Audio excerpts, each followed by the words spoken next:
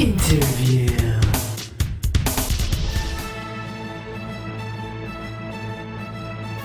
This is what we think of as a game that's in the medieval period and it's starring The Sims.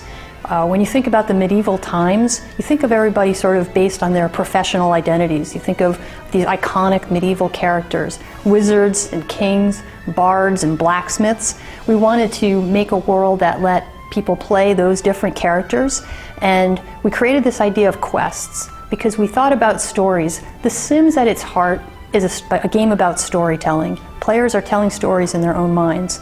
So we came up with an idea of quests. We think of quests as like an improv director, and they tell you, here's a challenge, the king is sick. And then you as the player decide, do I want to kill the king and put him out of his misery, or do I want to heal the king? And then, something that's very exciting to me, you get to choose which Sims you're going to control.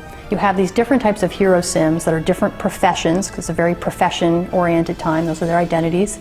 And you pick which ones you want to control during the different quests. And while you're controlling them, you're in their personal lives, you're making them carry out their responsibilities, deal with their hunger and their energy, and maybe if they're a physician, they need to heal people, a blacksmith, make weapons.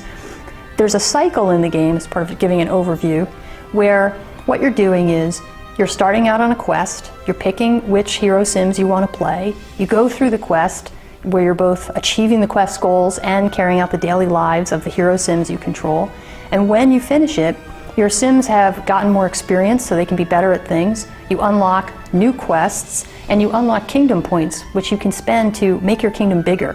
When we started the game, we asked ourselves, what do we want The Sims Medieval to look like? And we realized that we're not a group of historians about to crack open history books we've never looked at before. We all have a picture in our mind of what medieval times look like. And that picture is from movies, it's from books that we read as a kid, all sorts of beautifully painted storybooks. So we decided that we would create a world where everything was very painterly. All the textures in the game are all hand painted. We don't want them to look like photographs. We want them to have a painterly cast to everything that they do.